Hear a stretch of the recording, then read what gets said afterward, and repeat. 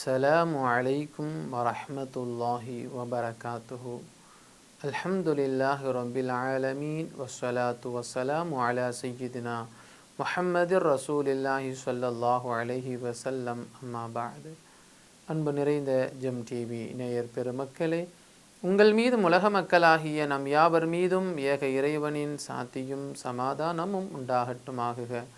இஸ்லாமிய நற்போதனைகளில் இன்றைய தினம் நாம் பார்க்கவிருப்பது சுய பரிசோதனை தேவை.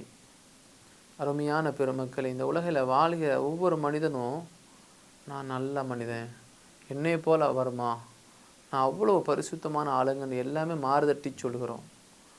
நம்முடைய எண்ணம் எப்படி, நம்முடைய செயல்பாடுகள் எப்படி, ஒவ்வொரு மனிதனும் தன்னைத்தானே தன் வாழ்க்கையை எப்படி கழித்து வருகிறோம் என்று ஒரு மணி நேரம் தனியாக அமர்ந்து சிந்தித்தால் தெரியும். ஒரு நாள் எத்தனை மனிதர்கள் மீது நாம் பொய் சொல்லியிருக்கிறோம், எத்தனை மனிதரை பற்றி அவதூறு பேசியிருக்கிறோம், எத்தனை மனிதர்கள் மீது பொறாமை கொண்டிருக்கிறோம் என்பதையெல்லாம் யோசித்து பார்த்தோம் என்று சொன்னால், நம்முடைய நேரங்களிலே அதிகமானவைகள் அடுத்தவரை பற்றி பேசுவதாகவே இருக்கும். தன்னுடைய சுய பரிசோதனை செய்து பார்த்தால், தன்னுடைய அமல்களை பரிசோதித்து பார்த்தால் மிகவும் குறைவானதாக இருக்கும். ஆகையினால்தான் நாளை மறுமையிலே நம்முடைய நிலை எப்படி இருக்கும் என்பதை நம்மாலே அறிய முடியாது. உதாரணமாக சொல்ல வேண்டும் என்று சொன்னால், மரணத்தை வரவேற்பவர்கள் 2 பேர். இந்த உலகத்தில் வாழ்கிறதை விட செத்து விடுவதே மேல், இந்த உலகத்தில் வாழ்வதை விட இறந்து விடுவதே மேல் என்று 2 நபர்கள் யோசிப்பார்களாம். அதில் முதலாவது நபர் தாங்கிக் கொள்ள முடியாத நோய்.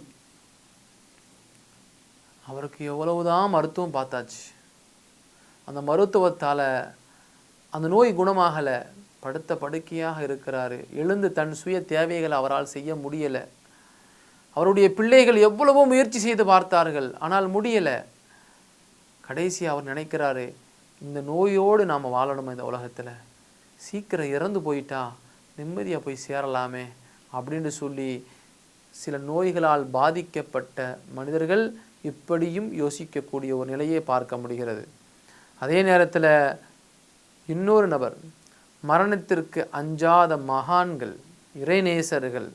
இந்த உலகம் நிலையானதல்ல, அல்லாஹுவையும் அல்லாஹினுடைய தூதரையும் முழுமையாக புரிந்து கொண்டு, இஸ்லாமிய கொள்கைகளையும் முழுமையாக புரிந்து கொண்டு, எந்த ஒரு மனிதனுக்கும் இந்த உலகம் என்பது நிலையானதல்ல என்பதை விளங்கி கொண்ட இறைநேசர்கள் எப்போ மரணம் வந்தாலும் அதை மன நிறைவோடு ஏற்றுக்கொள்கிற பக்குவத்தை உடையவராக இருப்பார்கள்.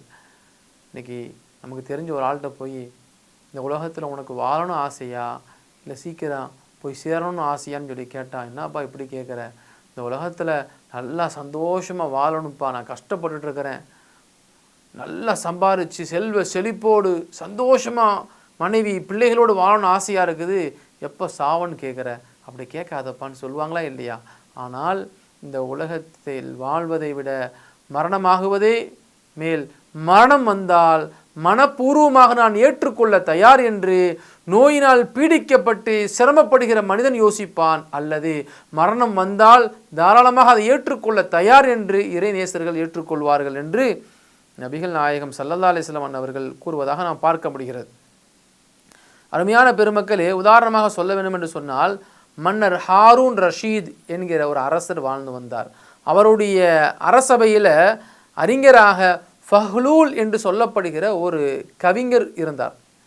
அவர் மிகப்பெரிய ஒரு திறமையானவர், நல்ல அறிவாற்றல் பெற்றவர். அவரிடத்துல போய் மன்னர் அந்த ஃபஹ்லூல் என்பவரிடத்துல போய் ஒரு குச்சியை கொடுத்து, இந்த குச்சியை உன்னிடத்துல நான் அமானிதமாக கொடுக்குறேன், இதை நீங்கள் பத்திரமா வச்சுக்கோங்க, இந்த நாட்டில் உம்மை விட மோசமான முட்டாள் யாரையாவது சந்தித்தால் இந்த குச்சியை நீ கொடுத்துடு அப்படின்னு சொல்லி ஃபஹ்லூல் என்பவரிடத்திலே மன்னர் ஹாரூன் ரஷீத் கூறுகிறார். காலம் உருண்டோடுகிறது. ஃபஹ்லூல் என்பவர், அந்த பெரும் அறிஞராக இருக்கக்கூடியவர், உடல் நலம் பாதிக்கப்பட்டு மிகவும் படுத்த படுக்கையாக இருக்கிற சமயத்தில் மன்னர் ஹாரூன் ரஷீத் அவரை சந்திப்பதற்காக, உடல்நலம் விசாரிப்பதற்காக வேண்டி போகிறார். அப்படி போகிற பொழுது அரசர் ஹாரூன் ரஷீத் அவர்கள் பேசுகிற சமயத்தில் நலம் விசாரித்து விட்டு மன்னர் ஃபஹ்லூல் இடத்துல கேட்குறார், எப்படி இருக்கிறாய் என்று கேட்கிற சமயத்தில் அந்த ஃபஹ்லூல் என்பவர் சொல்வார், பயணம் புறப்பட்டு கொண்டிருக்கிறேன். பயணம் புறப்பட்டு கொண்டிருக்கிறாயா? பயணத்திற்குண்டான எந்த விதமான ஏற்பாடுகள் எதுவுமே இல்லையே, எந்த பயணம் சென்று கொண்டிருக்கிறாய் என்று கேட்கிற பொழுது, நான் மறுமைக்குண்டான பயணத்தை மேற்கொண்டிருக்கிறேன் என்று ஃபஹ்லூல் என்பவர் மன்னர் ஹாரூன் ரஷீத் இடத்திலே கூறுவார். அப்பொழுது மன்னரிடத்திலே அவர் சொல்லுவார், நீங்கள் செல்கிற பயணத்தில் பலவிதமான பாதுகாப்புகள், பலவிதமான முன்னேற்பாடுகளை செய்துதானே நீங்கள் ஒரு பயணத்தை மேற்கொள்வீர்கள்.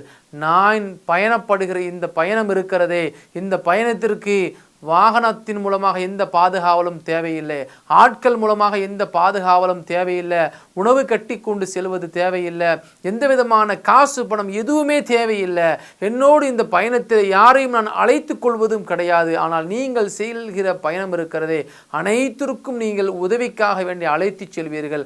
அந்த பயணத்தை விட இந்த பயணமே மேலானது என்று ஃபஹ்லூல் என்பவர் மன்னர் ஹாரூன் ரஷீதிடம் கூறுவார். அப்பொழுது ஃபஹ்லூல் சொல்லுவார், நீங்கள் ஒரு சமயம் ஒரு குச்சி கொடுத்து, இதை உன்னை விட யாரேனும் ஒரு முட்டாள் இருந்தால் கொடு என்று சொன்னீர்களே, இந்த குச்சி நான் உங்களிடத்திலேயே கொடுக்கிறேன், நீங்க தான் என்னை விட முட்டாள்னு சொல்றாங்க. இப்போ மன்னர் ஹாரூன் யோசிக்கிறார், நாம் தவறாக சிந்தித்து அந்த மனிதரிடத்தில் குச்சியை கொடுத்து விட்டுமே என்று வருத்தப்படுகிறார். நீதான் உண்மையான ஞானி என்று கூறுவார். அருமையான பெருமக்களே, இப்பேற்பட்ட வரலாறு பாருங்கள். அருமையான பெருமக்களே, நம்முடைய வாழ்க்கை சிறந்ததாக அமைய வேண்டும். அல்லாஹ் அதற்கு உதவி செய்வானாக. அஸ்ஸலாமு அலைக்கும் வரஹ்மத்துல்லாஹி வபரகாத்துஹு. இன்ஷா அல்லாஹ் மீண்டும் நாளை சந்திப்போம்.